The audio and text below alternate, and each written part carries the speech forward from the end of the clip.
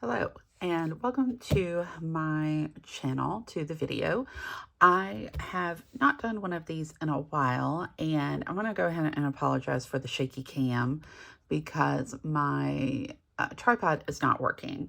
But I wanted to go ahead and get this posted because I've been spending a lot of time with my notebooks, and I wanted to give this little tour. This is my writing notebook from last 6 months or so, and I just really like the way that I had it set up, so I wanted to share this. Now, this is a Zequenz unlined plain page 360 journal, so it doesn't have any lines on any of the pages. And the reason, sorry for the adjustment, and the reason that I enjoy this particular journal is because it has a little bit more width. It will completely fold back on itself. So that means that if I need to, I can turn it back on itself. But the other reason I like it is that I finally had space to go back to, a thick journal again. So I like the fact that it has lots of white pages, and it is a little bit thicker of a page. Now, I've done videos on the Moleskine Expanded. I also love that one. It is an excellent journal, and the Moleskine Expanded softcover also great. But when I went with this Zequenz, I just really like so many of the features that I've kind of kept up with that for a while. So the first thing I do whenever I get a journal is I go ahead and buy all of my Redbubble stickers, and they kind of represent where I am at that space. So I am very much in my cowgirl era, but spent my life in my cowgirl era. But also I found this really great Haunted Mansion sticker, and this one of the castle, because we're spending a lot of time at Disney lately. And this came from my local library, and then Disney, and obviously Dolly, my hearts, and this really great company, this Ginger Saloon. I really like all of their cowgirl stuff. I bought several of their stickers off of Redbubble, and I'm sorry, I will put the name in the show notes. It is escaping me right now. So how does this work? So I have a writer's notebook. I journal in it every morning, and then whenever I have ideas for things that I'm writing, I go ahead and put those in this space as well. So the way that it works, if I am working on a novel and I have scenes to write, I will sketch out the idea, the choreography, the lines of dialogue. I go ahead and I sketch all of that out before I type it, because it allows me a space where I can play around with an idea or even completely scrap it before I actually type it. When I start typing, I get fixated on the editing process, making sure things are spelled right and the sentence structure is correct. And what happens is I end up stalling myself from actually writing the scene.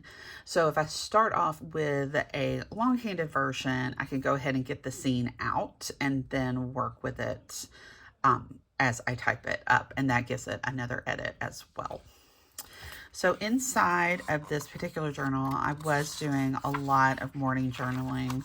This is something that helps me with my anxiety. It also keeps me from feeling super restless and anxious. So I have lots of pages that are just writing, lots of writing actually.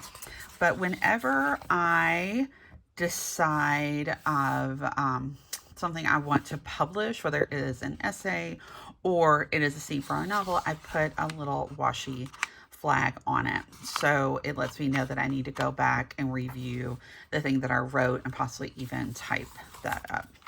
So this was a lot of business plans and ideas. I was working on a redesign at the time, and whether I wanted to do that annually on my website. And then just kind of like some themes that I was working with at the time. All right, so this is a good example of the writer's notebook aspect. So here is a card that I wrote to myself, and it's like, okay, so these cards have always been on my wall. And what'll happen is I will take the cards off of my wall and I will line them up in the journal. Just tape them in, and this way I know, okay, today I need to work on shaping that scene. So I've got this one here and this one here, and again, just washi tape. The note cards are set up to where it's kind of like the theme of the scene and then whose point of view it should be written in. And then here is the actual sketch of the scene. And it's only like 3 pages, but when I type it up, it is much longer. So this is the day I had 3 scenes that I needed to work through. And sometimes I'll find out that I've already written these scenes. When I take them off of the wall, I will find them somewhere where I've sketched them. So then I just have to go through the journals and see what's already been sketched and just type those in. Because sometimes I will do that as they come. So this is also a place where sometimes I will put cards or things I get in the mail, just little memory keeper things. So this is great. It came from a person I follow on Instagram. Besotment is her handle. Besotment. Her name is Hope. And we always connect on Instagram. She's just really nice and we really dig each other's work. So she sent me a sticker because she was doing some custom design stickers. She's a collagist and she creates memory books and she does a lot of really great Instagram stuff. And I love looking at her pages and her design. So I love this card from her company as well. So I wanted to keep it. So yes, so some more of my cards. This is when we went on a trip to the Smoky Mountains. So I wanted to keep that as a memory card. This is more notes, things I need to work on at that time. Annual plans, things I need to just make note of that I want to do often. And sometimes I will just make notes like when I talk to my therapist. These are the things I want to make sure that I mention, even though we rarely talk about all of those things. Apparently I had a lot of notes for my therapist at that time. Notes for Tara is usually what I refer to it.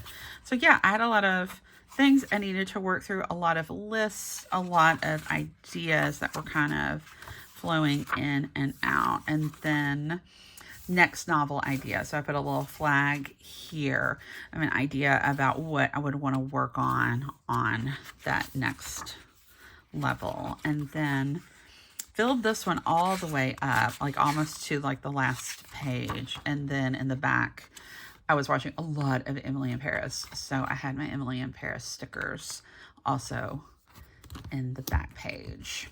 So this is, like I said, this is a filled up writing notebook. This is how I organize things and keep up with my ideas. So thank you for letting me share. Appreciate that.